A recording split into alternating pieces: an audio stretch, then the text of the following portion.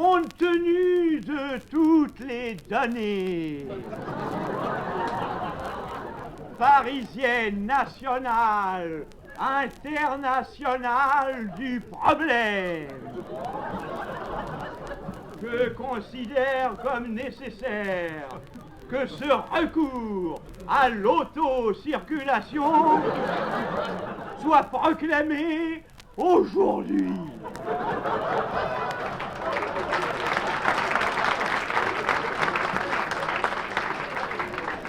Au nom de la France et de la République, en vertu du pouvoir que m'attribue le code de la route, de consulter les citoyens, pourvu que Dieu me prête vie et que le peuple m'écoute, je m'engage à consulter les automobilistes parisiens dans leurs 20 arrondissements au sujet du destin qu'ils veulent adopter.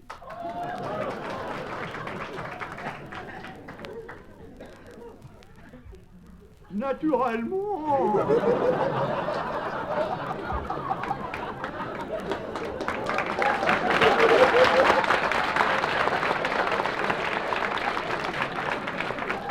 Je ferai en sorte aussi que tous les piétons aient à entériner ce choix.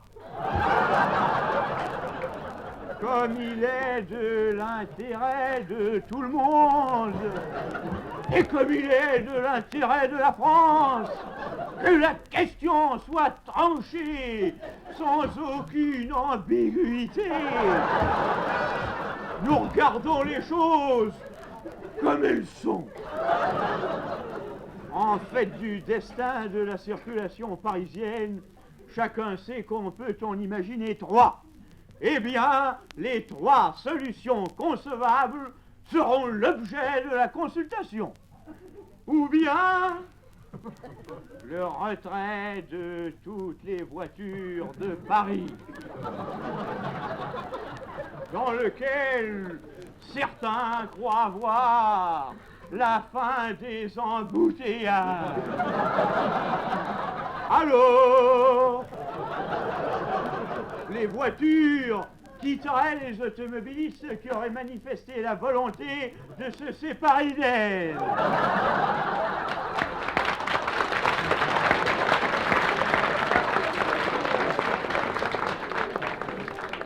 Pour ma part, je considère un pareil aboutissement comme invraisemblable et désastreux.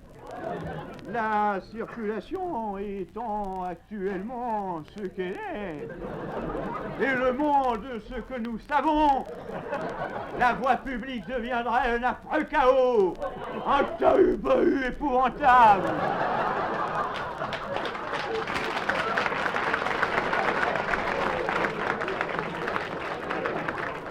Un piétinement de piétons, l'engorgement généralisé de toutes les bouches de métro, qui dès lors seraient prises d'assaut, et les Parisiens, qui ne pourraient plus se déplacer qu'à pied, tomberaient à coup sûr sous la dictature belliqueuse de qui? Hélas, hélas, hélas, d'un carteron de marchand de chaussures qui ne manquerait pas d'abuser de la situation.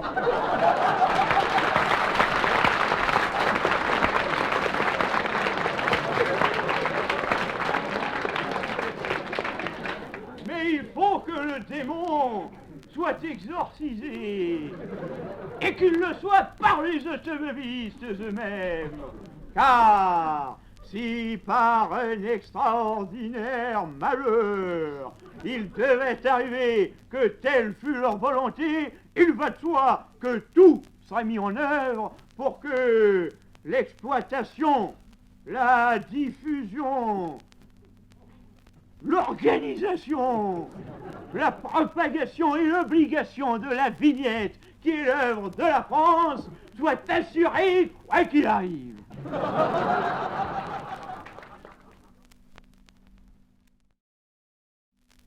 Les piétons devraient alors s'acquitter de ce droit et seraient autorisés à se déplacer dans Paris munis d'un brassard sur lequel serait inscrit « Oui, oui, oui, oui, oui, oui, oui, je ferai le tour du monde avec la vignette 1961. » Ou bien la motorisation complète et obligatoire.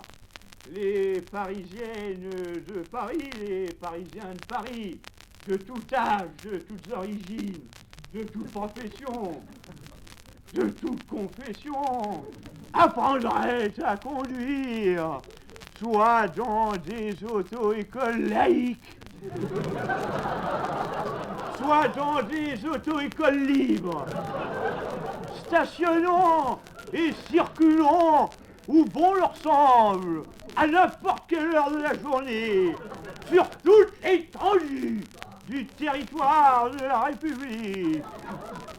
Bref, tous automobilistes à part entière, qui dès lors circuleraient et stationneraient effectivement depuis Dunkerque jusqu'à Tamanrasset. Dans cette hypothèse, il va de soi que ceux des piétons qui voudraient rester piétons le resteraient.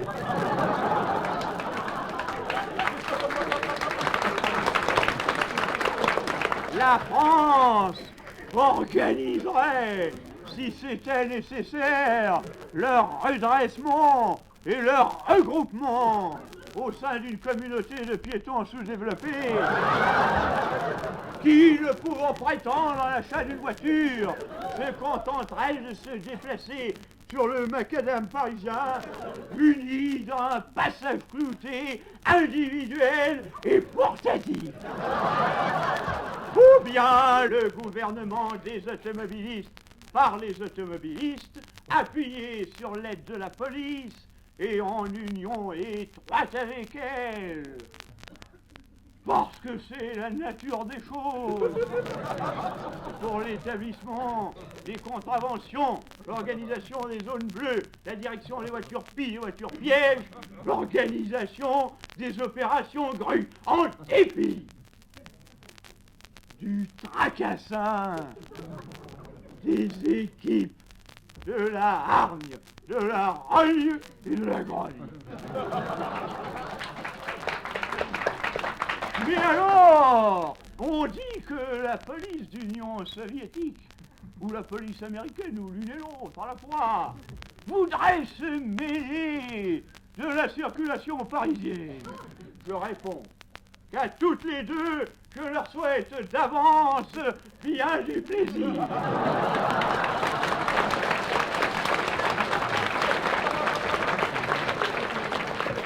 Françaises, Français, en toute quiétude, l'autoroute est tracée, la décision est prise, la partie est digne de la France.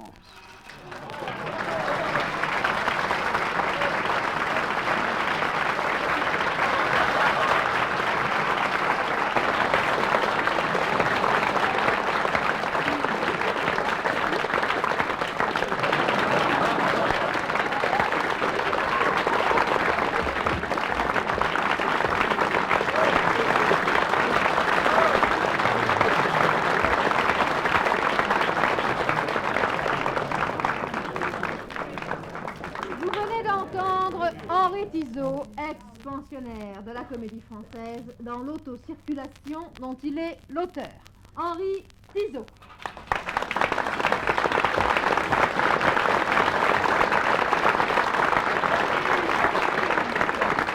Cette assemblée magnifique! Il me semble que quelqu'un m'a posé une question tout à l'heure. Bon, je vais vous répondre. Eh bien oui, la soirée est terminée. Peuple français,